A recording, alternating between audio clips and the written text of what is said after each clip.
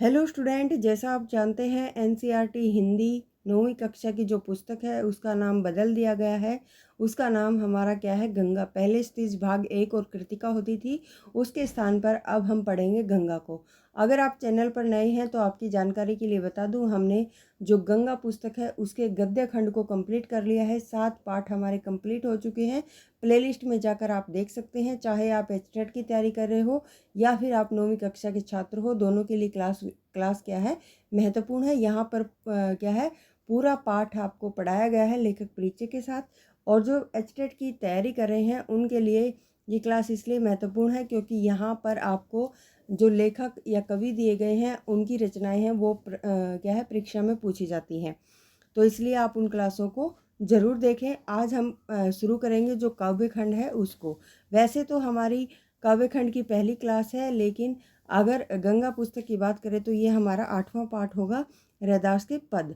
चलिए शुरू करते हैं। पहले हम रैदास जी के बारे में पढ़ेंगे, फिर उसके बाद हम जो इनके पद दिए गए हैं उनको पढ़ेंगे। तो रैदास जी के बारे में पढ़ते हैं। रैदास जी के नाम से विख्यात संत रविदास का जन्म काशी वाराणसी में हुआ था। कौन थे? संत थे रैदास, और इनका दूसरा नाम क्या है? रविदास है। उनका जो जीवन काल है वो 15वीं शताब्दी, समय क्या है? 1388 से 1518 माना जाता है।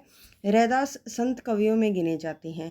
उन्होंने बाह्य आडंबरों का खंडन कर मन की शुद्धता और आंतरिक भक्ति की को ही क्या है? सच्चा धर्म माना है। रैदास ने अपनी काव्य रचनाओं में सरल व्यवहारिक ब्रज भाषा का प्रयोग किया है, जिसमें अवधी, राजस्थानी, खड़ी बोली, उर्दू, फारसी के शब्दों का मिश्रण है।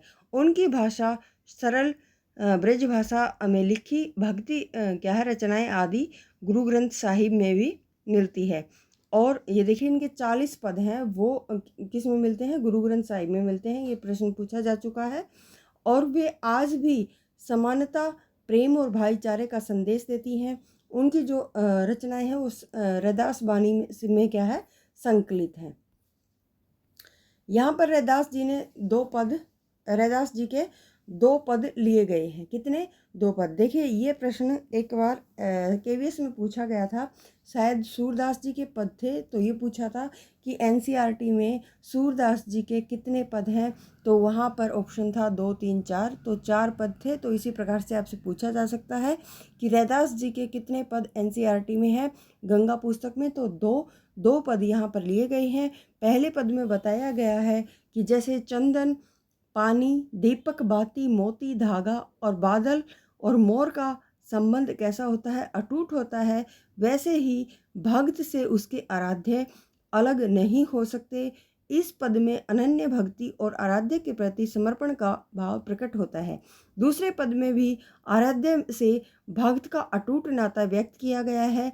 ये वह तीर्थ और व्रत छोड़ सकता है पर प्रभु चरणों की भक्ति नहीं। यह पद निष्ठा, विश्वास और अडिग भक्ति को व्यंजित करता है। अब हम पढ़ेंगे पद। जो रैदास जी के 2 पद दिए गए हैं हम उनको पढ़ेंगे। यहाँ पर दिया है, अब कैसे छूटे राम रट लागी, प्रभु जी तुम चंदन हम पानी, जाकी अंग अंग बांस समानी।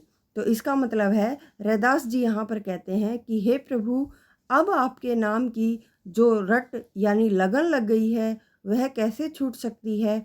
आप चंदन के समान है और मैं साधारण पानी हूँ। जैसे चंदन के संपर्क में रहने से पानी में भी उसकी सुगंध समा जाती है, वैसे ही आपकी भक्ति मेरे रोम रोम यानी अंग अंग में समा गई है।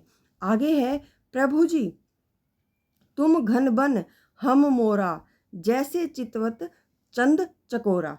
इसका मतलब है, हे प्रभु आप आकाश में छाए हुए बादलों यानी घन, घन यानी बादल, बादल के समान हो, और वन का मोर कौन है?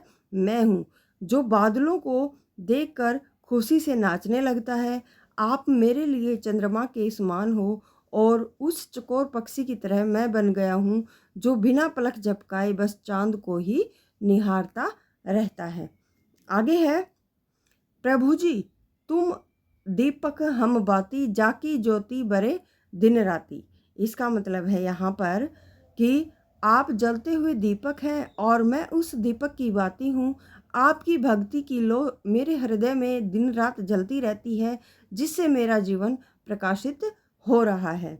आगे है, प्रभु जी तुम मोती हम धागा, जैसे सोने मिलत सुहागा।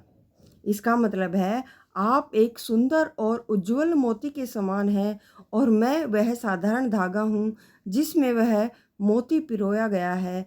हमारा मेल वैसा ही है जैसे सोने में सुहागा मिल जाता है, जिससे सोने की चमक और शुद्धता क्या है, बढ़ जाती है।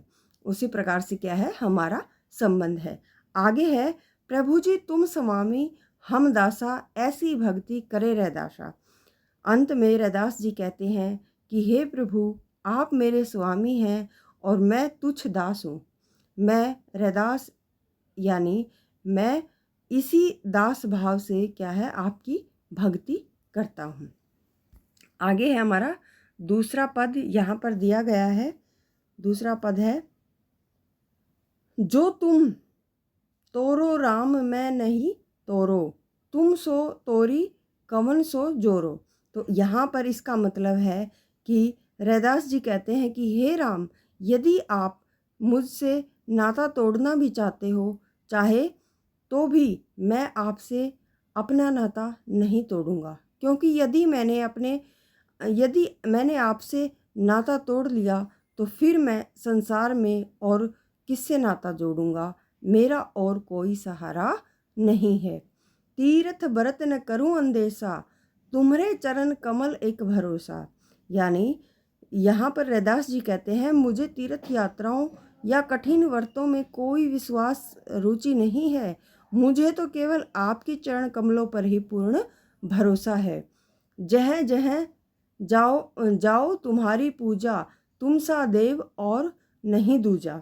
यहाँ पर रैदास जी कहते हैं कि मैं जहाँ कहीं भी जाता हूँ वहाँ मुझे आप ही दिखाई देते हैं और मैं आपकी पूजा करता हूँ। आपके समान इस संसार में दूसरा और कोई देवता नहीं है। आगे है, मैं अपनो मन हरि से जोरो, हरि सो जोरी सबन सो तोरो। यहाँ पर रैदास जी कहते हैं कि मैंने अपना मन पूरी तरह से ईश्वर से जोड़ लिया है। प्रभु से नाता जोड़कर मैंने संसार के अन्य सभी क्या है, जो मोह माया है उनके बंधनों से नाता तोड़ लिया है। सभी पहर तुम्हारी आशा, मन कर्म वचन रहे मन कर्म वचन कह रैदासा। यहाँ पर रैदास जी कहते हैं कि मुझे आठों पहर यानी दिन रात केवल आपकी आशा और प्रतीक्षा रहती है। मैं मन कर्म और वचन से पूरी तरह से केवल आपका होकर रह गया हूँ। तो ये थे हमारे रैदास जी के 2 पद। आपको क्लास कैसी लगी? पसंद आई तो चैनल को शेयर और सब्सक्राइब करना ना भूलें। धन्यवाद।